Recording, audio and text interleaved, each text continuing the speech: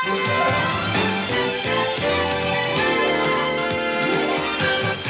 Oklahoma City, Gene Giroux, Jerry Adams, Jim Williams, Bob Berry. This is News 4 Oklahoma. Good evening. 3 people are behind bars tonight accused of threatening to blow up some Norman grocery stores. News 4 Scott Wallace has more on the alleged extortion attempt. The bizarre episode began yesterday when the owner of 3 Norman IGA grocery stores received an ultimatum. Either pay $50,000 or else his stores would be bombed. Store owner Coy Wright agreed to pay the ransom. Authorities placed the cash on the steps of this vacant mobile home south of Norman. Shortly after 11 last night, FBI agents and Norman police arrested Richard Dale Mangum and Gwendolyn Elaine Powers at the drop site. A few minutes later, lawmen arrested their stepfather, Robert Lester Clark. Made a drop, dropped the package, and when Mangum came out, we just placed him under arrest, and a car had pulled up, and we placed the female that was driving the car, placed her under arrest. Subsequent investigation led us to Clark as the third individual that was involved. If convicted of extortion, authorities say the suspects could face up to 20 years in prison and $10,000 in fines. Scott Wallace, News 4 at FBI headquarters. Also in Norman, City Manager Jim Crosby gets to keep his job. City Council members last night voted to retain Crosby despite a grand jury recommendation he be removed from office. The council said it could find nothing illegal with a payment Crosby reportedly made to a former city attorney. The grand jury said Crosby made that $38,000 payment, then tried to cover it up. Crosby has denied the allegations. Oklahoma City police say a man arrested last week on charges of running a prostitution ring is allegedly a far bigger operator than they originally thought. 33-year-old Joe Bonner was arrested Thursday evening at his Northside home. Police said at that time they thought Bonner's operation was being run in 5 or 6 states, but additional search warrants issued after Bonner's arrest turned up records that allegedly show a nationwide operation run out of Oklahoma City. We've learned that Bonner's operation was not confined to the 6 or 7 states that we'd originally been investigating. We've learned now that his operation extends out to 19 states. Runs virtually from the Canadian border south to Mexico and from the east to the west coast.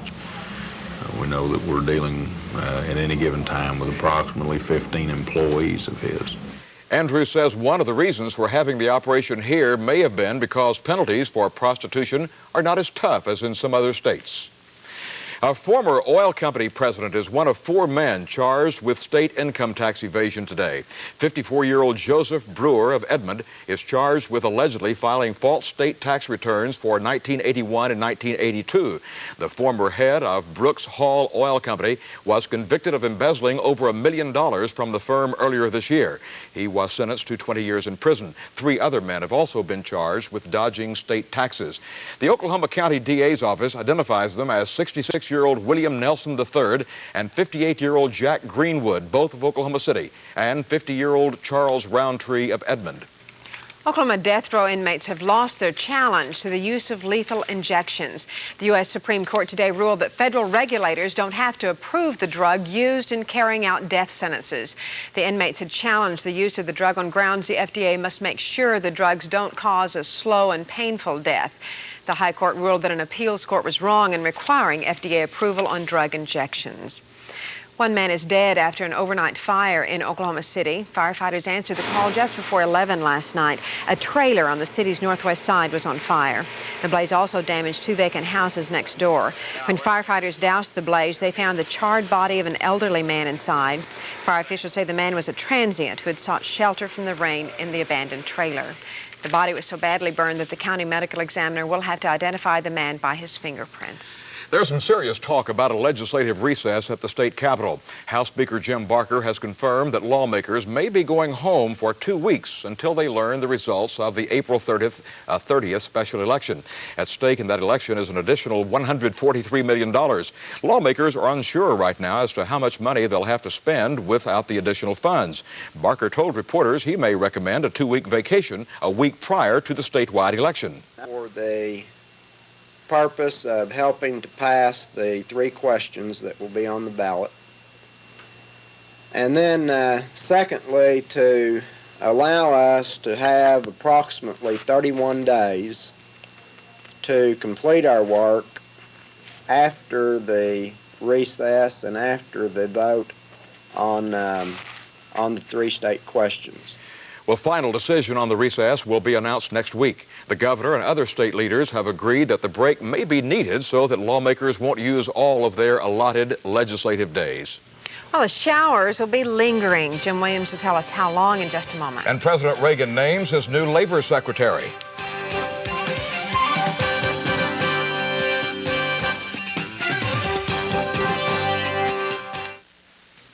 President Reagan has made his choice for Labor Secretary. It's Bill Brock. Brock now works as President Reagan's trade representative. Brock would replace Raymond Donovan, who resigned last week because he faces criminal charges in New York. It's up to the Senate to approve Brock as the new Secretary of Labor. The President says Brock's work as a trade negotiator will serve him well. Among his primary interests is rebuilding and maintaining the ties with labor, organized and unorganized, attacking the serious endemic problem of youth unemployment, in particular minority youth. Brock says he's happy with the appointment. Jerry? Well, time is running out for the nation's farmers. With only a few weeks left for planting, only 61 farmers have been approved for the Reagan administration's emergency loan program. Agriculture Secretary John Block says that's because regulations surrounding banks were just too strict. Now Block says they've changed the rules. More lenders will become approved lenders for the Farmers Home Administration for our guaranteed loan programs. And that's going to speed things up. Well, Block says the changes are badly needed to help the farmer get his crops in the ground this year. Well, it's a very soggy ground in Oklahoma tonight. First day of spring, and here it is all wet. It's soggy, that's right. Ooh. We had quite a bit of rain. We'll check on that in a moment. Meanwhile, we continue with kind of a drizzly day outside, and temperatures, well, not too bad. We have 49 currently here in Oklahoma City. We haven't been a whole lot warmer than that. Humidity is 93%, and the pressure is 2978 and steady. We have light rain with fog now. Our winds are northeasterly, about 15 miles per hour. On radar, we do have some activity to show you. That activity is kind of scattered and patchy. The heavier those down along the Red River with one very heavy cell now, south of Denton, about halfway between Denton and the Dallas-Fort Worth area. Other moderate showers along our Red River. Here's our radar site now. That's east of Noble. Oklahoma City is right up in this area. Here's Oklahoma County. We do have some occasional showers around. They go all the way up into north-central parts of Oklahoma off to the east, in a scattered area from the area northwest of Oklahoma City, 30 to 40 miles, extending on southeastern through McAllister, and some very widely scattered activity in northwestern sections. Nothing very heavy indicated at the moment. Now, our rainfall, we did have some significant amounts that we were speaking of. 1 to 2 inches fell through a good bit of the southern one half of Oklahoma, if you exclude parts of the east and the northwest. And the heaviest area was that region just south of Oklahoma City. Now, here in the Oklahoma City area, the southern half of the county had over 2 inches. As we go on south, Norman had almost 3 inches. That 3-inch area extended on back down to Marlow. Marlow actually came in with 4 inches, so that would be the heaviest spot. That white area represents 4 inches, 2 to 3 inches down along the Red River. So there were some very heavy rains, and it's not all over down the south and the southeast. More activity for that area tonight. Meanwhile, here's the way things shape up outside now.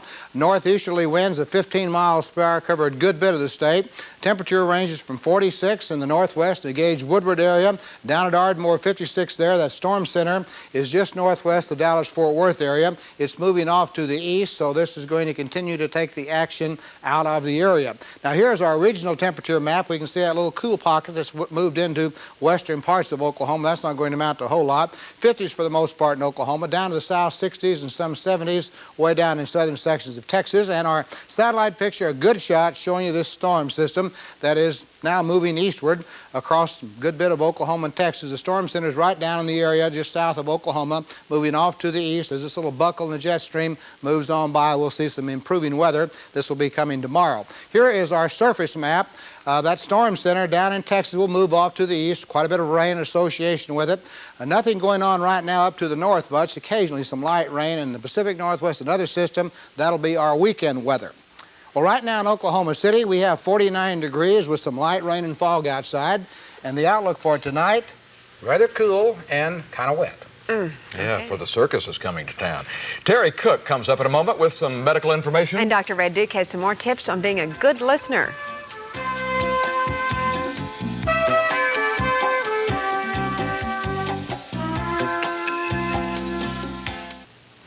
A radical departure from traditional treatment for lung cancer has proven successful. Here's medical reporter Terry Cook. It is experimental, and it is right now being done in an Illinois medical center, specifically on a lung cancer patient who discovered last fall that he had a tumor the size of a small softball in his lung. Today, that cancer is gone. Mark Chrisman decided to stop smoking cigarettes a couple of years ago after smoking 2 packs a day for 38 years. But it was too late. He found out on his birthday last fall that he had a large tumor in his right lung, so large that it was inoperable. Chemotherapy is not new, nor is the practice of using more than one anti-cancer drug. But in an experimental program done here at Michael Reese Medical Center, 3 drugs were used on Mr. Chrisman before any other treatment, before surgery and before radiation. It worked. That tumor was reduced to a mass no larger than an almond. The idea of giving chemotherapy first before other treatment may not seem encouraging until you consider the results of what might happen without it. From this program, we know that about 40% of the patients are going to be alive at a year, as opposed to a 0 percentile. 2 months have gone by since that tumor was shrunk and removed. That man is still getting radiation therapy and so far remains cancer-free. And we might someday be able to avoid bypass surgery, replacing it with a laser treatment that is currently being tested on humans. The Food and Drug Administration recently approved a laser scope device for human clinical trials. That device could represent an alternative to the 200,000 cardiovascular bypass operations performed every year in the United States. The device is a fiber optic catheter that contains thousands of optical fibers for viewing. Now, there's a channel for infusing liquids or for sucking them out. It's designed to enable the physician to safely vaporize clots or fatty deposits that might block blood vessels. Communication has long been the fundamental building block of most any relationship. Unfortunately, some of us are better communicators than others. Dr. Red Duke says many times the weak link occurs because we just don't listen to one another. Hear that? That's some of the sounds we might hear if we just listened a little more often. Some experts say that we don't listen with any more than 25% of our efficiency.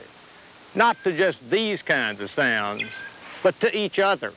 See, listening is really an act of love. It means I get out of myself and go into your model of the world. And the better a listener, the safer and securer I am, the better listener I'm going to be. And this means not jumping to conclusions. In other words, waiting to understand the entire meaning of what is being said. Good listeners concentrate solely on the information and the ideas of the one speaking. Questions signal a desire on the part of the listener to learn more about what's being said. One technique of listening is to be aware that we use 3 kinds of shorthand, or especially 2 kinds of shorthand in language. One is generalizations. So one of your girlfriends might say, well, you can't trust a man. Well, who can't you trust? So challenging generalizations, challenging deletions. I'm so frustrated about my marriage. What do I know? See, you go to the frustration in your marriage if you're married. So what you say is, well, how specifically are you frustrated? This is just one of many ways that we can improve our effectiveness in listening. We live in a noisy world. We've got too many talkers and too few listeners. Believe me, I'm trying to learn it. I'm Dr. Red Duke. You going to see the Sooners play? I am. Tomorrow? Yes, I'm so excited. Okay, good thing it's not later on. Cheer hard. I will. The Oklahoma Sooner basketball team is in Dallas this evening, getting ready for their game in the NCAA tournament tomorrow evening against Louisiana Tech. This is a semifinal game in the Midwest Regional. OU worked out for about an hour today at Reunion Arena in Dallas. Robbie Robertson is there and has this report. Reunion Arena is the home of the Dallas Mavericks of the National Basketball Association, but today the future NBA players took the court. While all things appear to be normal, it's really time to be nervous because the Sooners are trying to get to the Final Four of this NCAA tournament. They can move a step closer by beating Louisiana Tech tomorrow. OU has beaten Louisiana Tech once this year, but they do present some problems. The most concern we would have, Robbie, is that we're rebounding with them, and also the fact that we're shooting a good percent. We only shot 38% against them in the all-college, so we want to shoot the ball well against them and get the boards and then contain them alone. A victory tomorrow will put OU in the regional finals. 2 more victories will put OU in Lexington, Kentucky for the Final Four. From Dallas, Robbie Robertson, News 4 Sports. The OU-Louisiana Tech game tips off at 5:35 tomorrow night in Dallas. If the Sooners win, as Robbie indicated, they will play on Saturday at 12:58 p.m. against the winner of the Memphis State-Boston College game. Well, a panel of 5 Associated Press sports reporters, who are not identified, by the way, have named their all-freshman college basketball team. 6'10" forward Danny Manning of Kansas leads the team. Let's have a look-see. Danny Manning of Kansas, I'd sure vote for him. David Rivers of Notre Dame, another good one. John Williams of LSU, Cedric Henderson of Georgia, and Cary Grant of Michigan on that team by the Associated Press. However, only 5 writers voting on that. The NIT tournament games tonight: South Florida at Louisville, Southwestern Louisiana at Tennessee, and Tennessee Chattanooga at Lamar. Nebraska, in case you missed it, lost to UCLA last night 83-62 to eliminate the Huskers from the NIT. The University of Baylor has announced their new head basketball coach at a news conference today in Waco, Texas. Gene Iba, who has been the head coach at Houston Baptist University, was hired and signed a 4-year contract. Gene Iba is the nephew of former OSU coaching great Henry Iba and is the son of former Tulsa coach Clarence Iba. Gene Iba is the second coach from Houston Baptist to move to a Southwest Conference school. Gerald Myers of Texas Tech also was formerly at Houston Baptist. And Tulsa University is going to interview at least 6 of the 50 applicants for that vacant head football coaching job. Tulsa hopes to name a new head football coach by this Saturday. And good luck to Larry Lacewell and right, everybody else that's applied. Right. Still to come on News 4, Brad Edwards in your corner. Who would sell a broken-down mobile home to a little old lady all alone? I'm Brad Edwards. We'll find out on In Your Corner coming up on News 4. Let's go to the newsroom now where Linda Cavanaugh is working with the News 4 crew on our 5:30 report. Linda? On News 4 at 5:30, we'll tell you about the minor flooding caused by this early morning rains. And does the public have a right to know where lawmakers get their money? They may have to file more reports. And we'll have these stories. Backers of local option liquor by the drink begin their campaign today as an attempt is made to get the issue on the April 30th ballot. I'm George Tomic. I'll have details coming up on News 4 at 5:30. There's talk of a recess at the state capitol. I'm Stephanie Frederick. I'll have that story coming up on News 4. And former Speaker Carl Albert leaves the hospital feeling pretty good after his heart operation. Those stories and much more on News 4 Oklahoma at 5:30. Well, a mobile home mess on In Your Corner this evening. What's that one look like, Brad? Looks like a mess, Jerry. Too big of a mess for the lady who owns it to go on living in it. But right now, 68-year-old Thelma McLemore has no choice. Or has she? We went to find out. I found Thelma in a rain-soaked area near Harrow Newalla Road. Mobile home repairmen had called us about her problem. She called them for help, but when they saw the condition of her mobile home, they didn't know where to start repairing. We learned the home was being sold for a private individual through a company called Equity Finders. They took Thelma to see it, and she bought it, as is, for $5,000. And how did it look to you when you saw it? It looked all right. When he said that everything worked, I thought maybe the furnace. That was what most I was after, to get some heat for winter, you know. But that didn't work, then I didn't like it after I found out when we moved it up here. So when you got it out here, what kind of things did you find that were wrong? Everything. Everything? Thelma had to leave the house during the winter because of the lack of heat. Well, she finally moved a gas heater into the living room, which helped when it got a little warmer. But there were other problems to contend with. The plumbing was no good. She has no water and gets a few gallons a day from neighbors. Right now, she's worrying about the leaking roof and windows. Water drips down the walls, sometimes across electrical sockets. The repairmen say the floor already is rotten, so she worries about the floor holding up, as well as the roof. Her front door, barely holding together. The back door is worse. It had to be screwed shut, so if there's a fire, her escape route is limited. In the bathroom, the light hangs loose over the sink and doesn't work. The counter is ready to fall off, and the toilet stool is not anchored down. A loosening wall in the shower leaves daylight in from the outside. In her bedroom, there are leaking ceilings as well as loose windows. I asked Thelma what she was going to do. Try to get another one if I can get something suitable. Have to, because this is my home. Well, there's a problem with getting the home fixed. She bought it as is, and the company that sold it, Equity Finders, is out of business since the sale last November. We tracked down the dealer, Ken Ferens, to Sunset Mobile Homes. Ken didn't want to interview on camera, so we turned it off. But he said he never saw Thelma's home. He sent salesperson Kim Walker out with Thelma, and she made the sale. But she no longer works for him. Now, Ken did say he would try to track down the original owner they sold the home for to see about the problems with the home. But there is little recourse for Thelma, except that she thought she was buying a 14-foot wide home. In fact, the contract states it's 14 feet, but when we measured it, the home was only 12 foot wide. So she might have legal grounds to take to court for misrepresentation. Ken Ferren says he must have written it up wrong, but Thelma feels differently about the whole thing. They shouldn't do people that way, especially elderly people. Well, we'll check back on Thelma's case in a future story, but one interesting note, the legislature failed to act on some legislation this session that would have put more control on mobile home sales. I'm Brad Edwards, in your corner. All right, strong lobbyist there, I presume. Oh, yes. All right, Linda Kavanaugh joins Jane next. We'll see you at 10 o'clock tonight. Good night, everybody.